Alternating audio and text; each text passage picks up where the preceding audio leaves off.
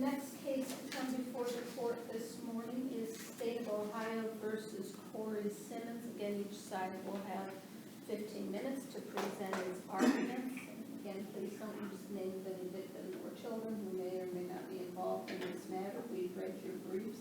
We are ready to begin. Attorney Bremke, if you want to reserve 5 minutes, yes. All right. Good morning again, Your Honor. Giovanna Bremke on behalf of Mr. Simmons. I do want to point to your attention that I didn't write the brief in this matter. I was appointed subsequently, so if you're wondering why I'm not Pat Hakes, that's why. But as far as his arguments are concerned, a little bit of history. Mr. Simmons was indicted in May of 2017 on felonious assault, tampering with evidence, and discharge of a firearm on or near prohibited premises. All of those counts had firearm specifications, and the case proceeded to a jury trial in January of 2018. He was found not guilty on the felonious assault, but guilty on the tampering and the discharge of the firearm. He was sentenced to an aggregate of 6 years. The first assignment of error, I believe, that what my colleague was saying when he wrote the brief, it says that the assault and obstructing charges were were not supported by sufficient evidence and against the manifest weight of the evidence, but that wouldn't be applicable in this case. I believe what he was saying, again, the felonious assault was a not guilty, and I believe he was saying the tampering and discharge of the firearm were not supported by sufficient evidence and against the manifest weight of the evidence. So I would make that minor correction. But again, because this is a manifest weight and a sufficiency argument, a little bit about the facts are that Mr. Simmons was, the record reflects Mr. Simmons was sleeping at a friend's home. He woke up and went into the kitchen, sort of inadvertently gotten into an argument, which proceeded to the outside area. A neighbor who testified, who was some distance away, had testified in the case, and he observed some of the argument. Mr. Simmons had raised the defense of self-defense, and that had essentially been the reason why the felonious assault was a not guilty. That's important in the sufficiency and manifest weight argument because specifically, maybe not so much on that argument to the tampering, but to the discharge of the firearm, the self-defense argument would also be applicable to that. So as far as a jury finding not guilty of the felonious assault, they would have lost their way in finding guilty to the discharge of the firearm, because if the self-defense argument was established, it would have been established in both counts. There's also, the neighbor who witnessed some of the events and... Okay, can I back up on that? Sure. What if the jury decided that your client shot up in the air and never shot at the other gentleman? Would it find him not guilty of felonious assault because it believed self-defense, or because it just never believed he was causing or attempting to cause a serious physical harm?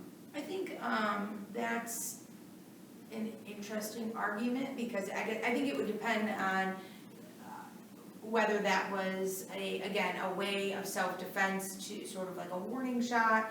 I guess what I'm getting at is we don't really ever know what a jury's thinking. Right. No, certainly not. But again, the discharge of the fire, again, if that self-defense argument was clearly satisfied by the defense counsel in order to find the felonious assault not guilty. The discharge of the firearms, it was all part of, it would be different if he was alone in the backyard by himself and the gun was fired, but it was in context of this scuffle with the other party. The neighbor had testified and was largely not credible. He said, originally he had said my client's name as the individual who had fired the gun, and then he had said later that he didn't know. He said that it took 12 minutes for first responders to appear, and the other witnesses who were first responders and everyone else had testified that it took about 2 minutes. And he also had lied about a prior conviction for an assault charge and said that it was dismissed when it was, he had testified that it was dismissed. The second day of trial, the state had presented evidence that in fact it wasn't dismissed, and he had been convicted of the ag assault with a weapon. He, again, was found not guilty on the felonious assault and by way of the self-defense argument. The second assignment of error is that the trial court erred when it denied Mr. Simmons' request for a new counsel prior to the commencement of the trial. And Mr. Simmons had asked, its transcript, page 8 through 9, had asked for a new counsel on the grounds that he felt that his counsel had not prepared adequately with him, that they had not spent a lot of time together. And the trial court judge, again, the trial had not begun, which is important because there would have been time to establish a new relationship with a new attorney. And the trial court had denied this request and then proceeded to speak with Mr. Simmons about the plea discussions and the possibility of a plea in the matter. And Mr. Simmons didn't raise the argument that he was dissatisfied with any plea discussions that he had with his counsel. He had said that he had not been able to adequately review that information with his counsel at that point. At that time, he was forced to go to trial with an attorney that he felt was not prepared, and that he had, in an attorney-client relationship that had been harmed at that point because of, again, the asking to withdraw and the pointing out of the inadequacies of the counsel. I've reserved the rest of my time for rebuttal. Thank you.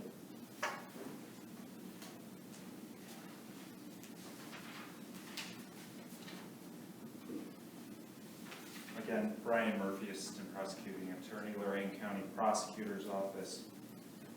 Your Honors, with regard to the first assignment of error, specifically the sufficiency of the evidence, it's the state's position that this court can simply disregard any arguments regarding sufficiency of evidence. First of all, it was combined with the manifest weight argument, which under the rules the state contends to the court would allow the court to disregard the argument. I recognize that the court almost never does that, but we point that out. There was no argument, though, supported with any case law or authority or from the record regarding the sufficiency of the evidence. And this court, as it commonly does, should not create or develop an argument. No duty to prove out this argument. And it's unfair to the state to make a guess at the undeveloped arguments about which element or elements were not met. The state should not be forced to address just any possibility that an element was not met. It's the appellant's burden to tell the court and the state what element he or she believes was not met. In this case, none was done regarding either the tampering with evidence or the discharge of the firearm on or near prohibited premises convictions charges at that time. There's absolutely no indication in appellant's brief which element or elements of those two charges the state did not meet beyond a reasonable doubt. With regard to the manifest weight argument, again, it's the state's contention regarding the tampering with evidence charge that those same arguments apply. With regard to the manifest weight argument that, get my defendant straight here, Mr. Simmons makes with regard to the discharge of a firearm on or near prohibited premises. Mr. Simmons contends in his brief and also before this court that the neighbor witness was largely not credible. It's a broadly based argument trying to undermine the credibility of this witness, and frankly, it's unpersuasive. The witness did go inside, according to his testimony, and he testified, he told his wife he thought he saw Corey shoot a gun at somebody running up the street. And then he testified later that he realized later the person was Corey Simmons. What's logical to take from that testimony is that this witness confirmed his belief regarding the identity of Corey. It wasn't that he thought it was Corey, but he wasn't sure. It's that he was pretty sure it was Corey, then went out there and saw, indeed, my initial inclination was correct. It was Corey Simmons shooting the gun. The attack's also puzzling, considering that Corey Simmons admitted to being the shooter. So, trying to undermine the witness's credibility regarding Corey Simmons being the shooter, because this is an identity argument that Mr. Simmons is making in his brief. It's an identity, the identity of the perpetrator argument. It's not that he's attacking what this particular witness saw. It's an attack on the identity, and the identity here is unquestionable. It's not doubtful.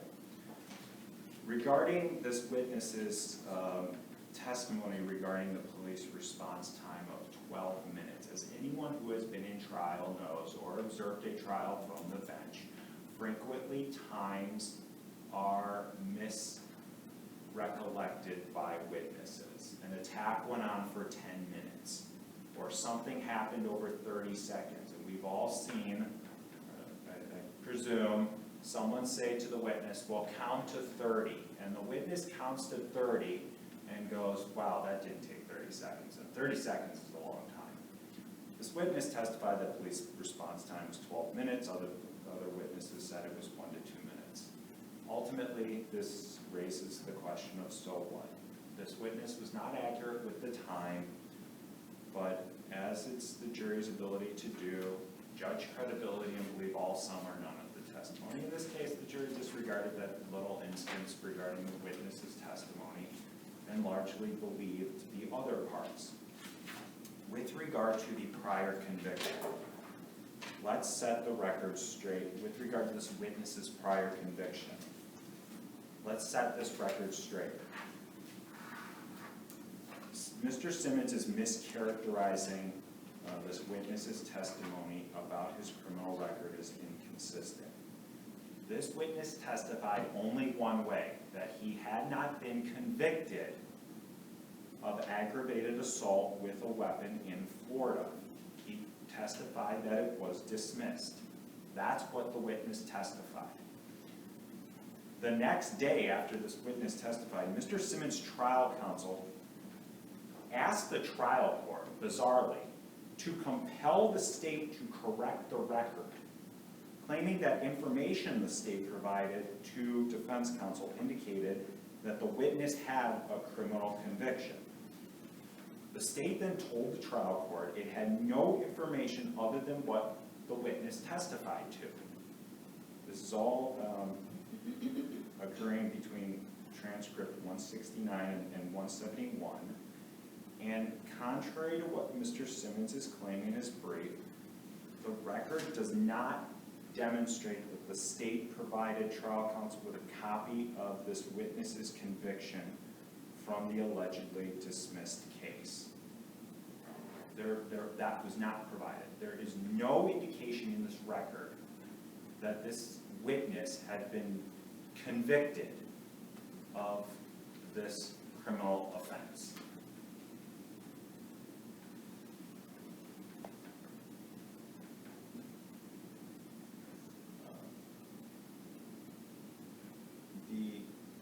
With regard to the inconsistent verdicts, it's interesting that you point out that purported scenario, Judge Callahan, because what I had thought of was a felonious assault finding not guilty because the gun was fired. The jury maybe figured simply to scare Mr. Gonzalez away from the property after Mr. Gonzalez had attacked him. He was scaring him. He didn't want to, however, cause physical harm. So perhaps it trended more toward an aggravated menacing. But in doing so, the jury could have found that Mr. Simmons illegally discharged the firearm on or near prohibited premises, specifically a public highway, a public roadway. I forget the statute of 2923, 16(1) or 2. That statute reads public roadway or public highway, and that the jury could have concurrently though found that he did shoot over the roadway, which would be a violation of that revised code statute. So there is no indication that the not guilty finding was based on self-defense. Absolutely none. We don't know the reason that the jury found Mr. Simmons not guilty. And even presuming, without conceding, that the verdicts are inconsistent, even if you want to believe that, consistency between verdicts is not necessary. That's well established in the case law. There was a fight with Mr. Gonzalez, the other male who was at this female's house. That's motive. And there's also needs and opportunity of Mr. Simmons, who admitted to having a handgun, placing the handgun up in a basement ceiling area, and having a license or permit to carry a concealed weapon, I believe. What the jury found was that Mr. Simmons was not credible. The jury believed the state's version of events, and that's not a reason to overturn the guilty findings in this case, as found by the jury. Finally, there was no abuse of discretion in denying Mr. Simmons' request to appoint new counsel. It was unreasonable. There was no good cause to support it. And therefore, he failed to meet his burden that the trial court should appoint new counsel. There was no conflict of interest, the record doesn't show. There was no complete breakdown in communication or irreconcilable conflicts that would lead to unjust results. His trial counsel indicated that she was prepared to go to trial. And what this really seemed to be was based on a request to find out more details about his case. This vague assertion to the court. This last-minute request on the day of trial Counsel, was just a delay. I'm sorry for interrupting, but in your brief, you do indicate that there was no basis for a hearing, but the appellant is actually arguing that the trial court should just further inquire of the defendant as to why he wanted new counsel. And it wasn't lengthy, I wouldn't say. It was a page or two of the transcript, as memory serves, but the trial court asked, and what Mr. Simmons told him was, I want to find out more details about the case. Given the circumstances that preceded the trial date, so this was a trial date set at the first pretrial, I believe in December. The first pretrial was in June. My J's mixed up there. So the first pretrial was in June of 2017. The trial is set in January of 2018. There are at least 5 more pretrials in that interim, with the final one being December 20th, about 3 weeks before the trial date. And at no point does Mr. Simmons indicate to anybody that he didn't have details or wanted more details about his case. But he does the morning of trial. And what that just smells like is to delay the trial as a last-minute request, but also even presuming that even if you want to presume anything regarding that portion, this is a 2-tier analysis in which Mr. Simmons also has to show some kind of prejudice. Prejudice is required. And Mr. Simmons doesn't argue prejudice in his brief. The word prejudice doesn't even appear in his brief. So therefore, without that showing, that this court's unable to reverse the trial court's decision to not appoint new counsel. We'd ask that, without any other questions, ask that the convictions be affirmed and the sentence. Thank you. Thank you. Attorney Becky, you'll have your full 5 minutes.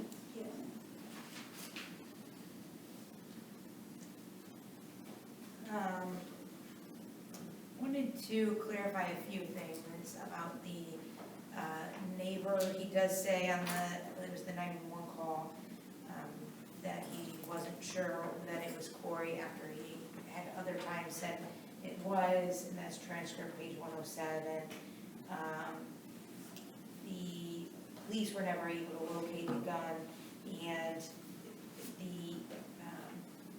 the witness's testimony is largely inconsistent. Question about that. Sure. Take it here, but does it matter? I mean, your client testified, correct? Correct. And admitted to shooting a gun. Albeit up in the air, but admitted to shooting a gun. Or am I misreading that in the brief?